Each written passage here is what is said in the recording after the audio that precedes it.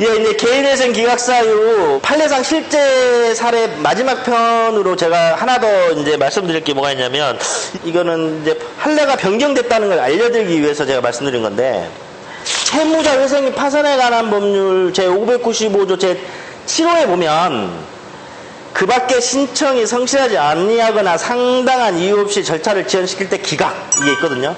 2006년도에는 어떤 판례가 있었냐면, 개인회생 신청자의 전체 채무 중에서 약 77%가 신청 전 1년 이내에 발생을 한 채무 사건이 있었어요. 그래가지고 그때 법원에서 어떻게 되냐면, 신청이 성실하지 아니한 때라고 판단해서 기각을 했어요. 그래서 그때는 이분이 항고를 안 하셔가지고 그대로 확정이 됐습니다. 그런데 2013년도에 어떤 일이 있었냐면, 다른 개인회생 신청자였는데 1년 동안 발생한 채무가 약 80%에 해당됐어요. 당연히 그 1심 법원에서는 기각을 당했죠. 근데 이분은 억울하셔서 항고를 하셨어요. 그러니까 왜 이분은 그러셨냐면, 그 1년 동안 발생한 채무 80%의 상당 부분은 어떻게 사용됐냐면, 기존 채무에 대한 원리금을 갚기 위해서 새로운 빚을 얻었던 거예요. 자, 같은 1년 내에 채무가 많이 발생했지만 방금 사건 어떻게 됐다고요? 1년 내에 받은 채무로 기존 채무에 대한 원리금을 상환하는 데 주로 사용하였고, 그 남은 일부는 자기 개인 생활비로 사용을 했어요. 그래서 이분이 억울해서 대법원까지 올라간 거죠. 했더니 대법원에서는 이렇게 판결한 거죠.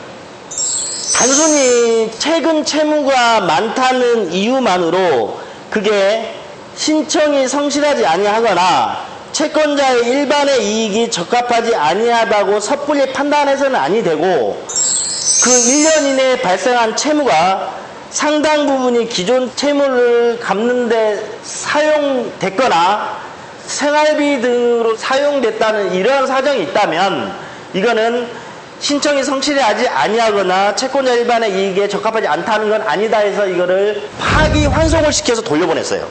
그러니까 이게 뭔 말이냐면, 인터넷에 보면 최근 채무가 많으면 개인회생 안 된다는 말이 있잖아요.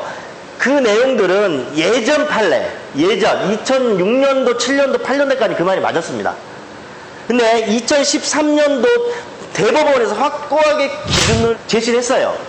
최근 채무가 많지만 그 채무가 기존 채무의 변제에 사용되고 생활비에 사용되었다면 개인회생하는 데는 아무런 문제가 없습니다. 그래서 대법원이 확고하게 판례를 딱 내려줬습니다.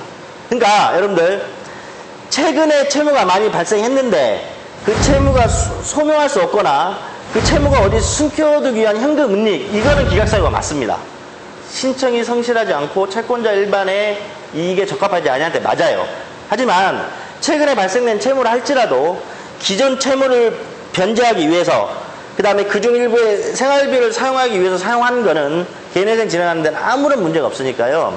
이런 거는 전문가와 상담하시고 정확하게 자기 사항을 진단하셔서 개인회생 진행하시면 아무런 문제가 되지 않습니다.